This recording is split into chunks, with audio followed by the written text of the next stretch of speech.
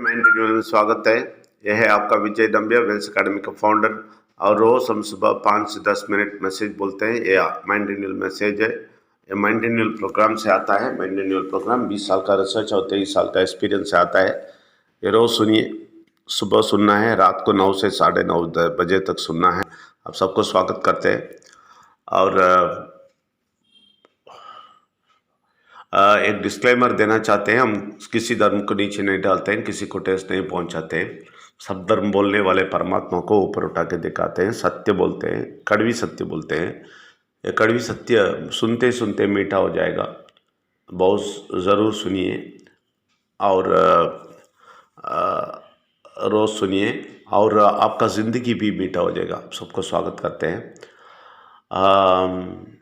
हम बहुत दिन से ये शारीरिक और आदमी के बारे में, आध्यात्मिकता के बारे में बोलते हैं। ये बहुत ज़रूरी है इसको सुनना, क्योंकि ये बहुत कठिन है समझना और ये बहुत महत्वपूर्ण भी है ये समझना, क्योंकि ये बहुत कॉम्प्लिकेटेड है इसको, लेकिन समझ लिए तो आपको ज़िंदगी पे इतना संतुष्ट हो जाएंगे, आप इतना खुश हो जाएंगे, आप इतना स्वतंत्र हो जाएंगे, ये अच्छी तरह समझ लेते। तो देखिए, आध्यात्मिकता का मतलब आपके अंदर आंतरिक शक्ति से, परमात्मा के शक्ति से मिलजुल के आप परमात्मा के बेटे बोलते हैं, परमेश्वर के बेटे बोलते हैं, बेटी बोलते हैं और बहुत खुश है।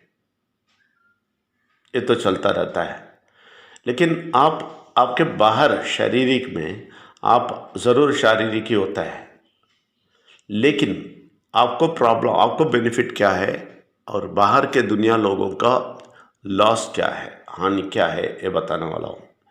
बाहर वाले को ये अंतरात्मा से, परमेश्वर से मिलना और इनके साथ रहना और मैं आपका बेटा हूँ, बेटी है बोलना कि कोई चांस ही नहीं है, कोई चांस ही नहीं है।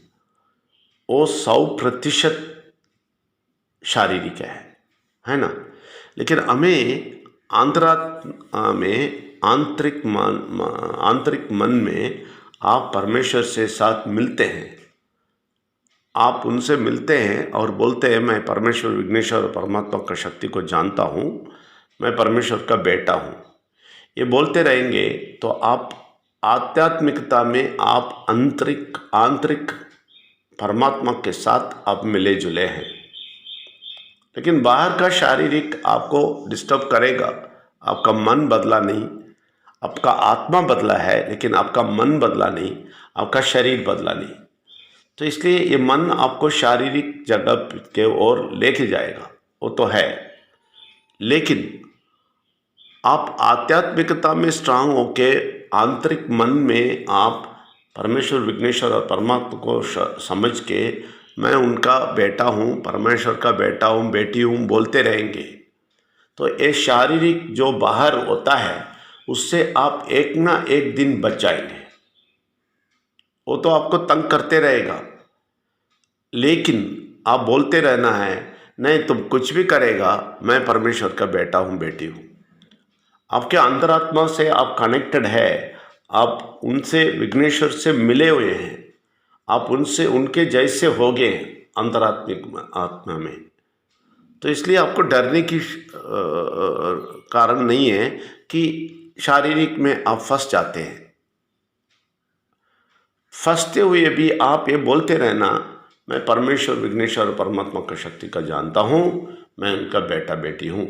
लेकिन ये जो हमें जो मिलता है ना, ये उन लोगों को नहीं मिलता है।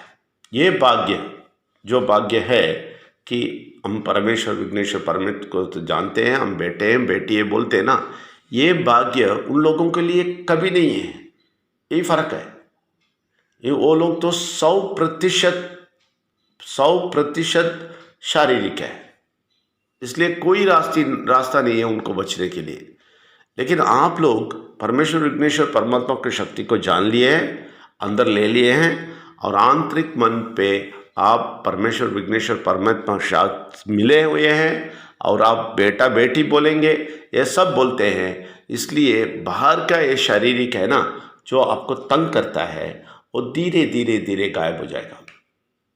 उसका विश्वास आपको होना चाहिए।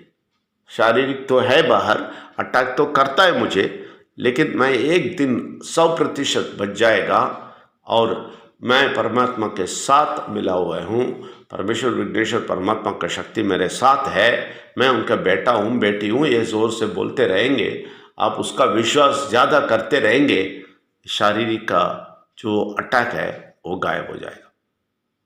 इसलिए आप एक दिन शारीरिक को कंप्लीट छोड़ के आप आध्यात्मिकता में 100% आ जाएंगे।